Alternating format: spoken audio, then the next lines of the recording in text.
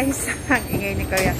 Lalabas kami today kasi since pwede na lumabas ang mga bata, pupunta kami sa school nila para bumili ng uniform.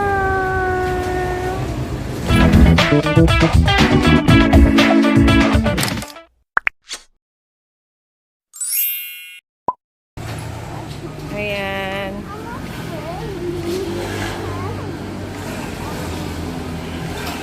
Ayan si Andy. Oh! Excited siya pumunta sa school.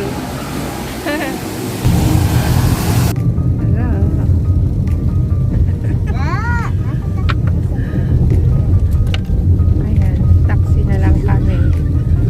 Kasi yung sasakyan gamit ni Papa sa work.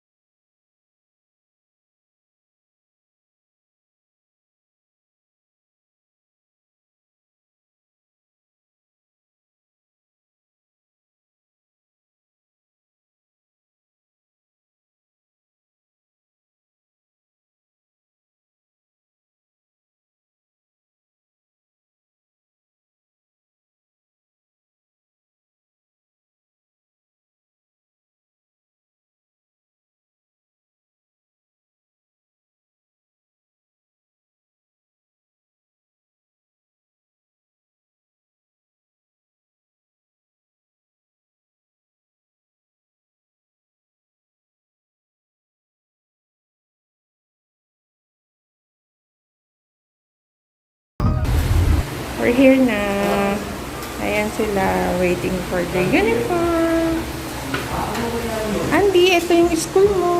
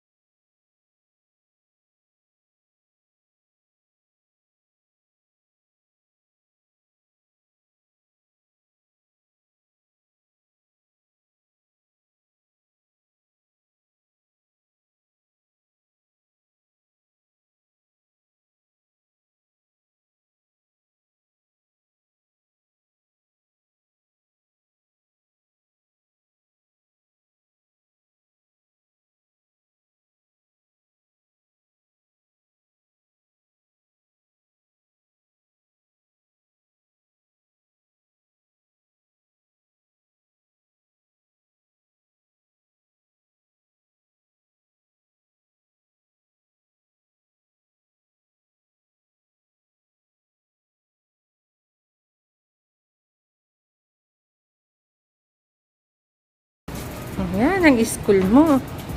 Ang takot. Ito dapat sana yung...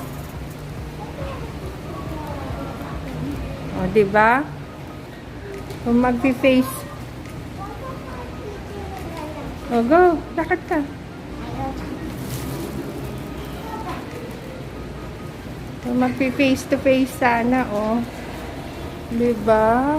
Ang ganda ng school nyo.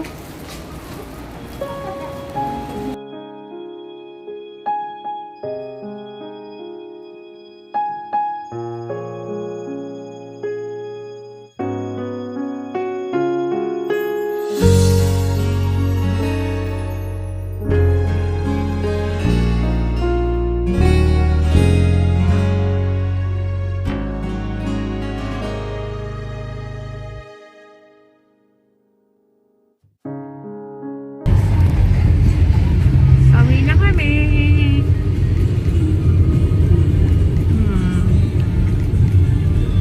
Pagod?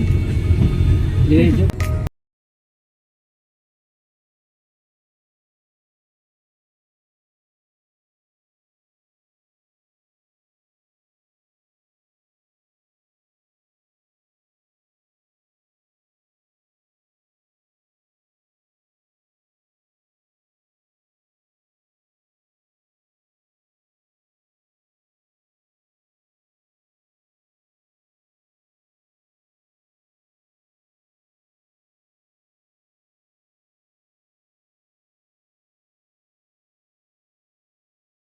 We're here na guys sa bahay. Dito na kami. And pagkadating namin, naligo kagad kami and kumain kami.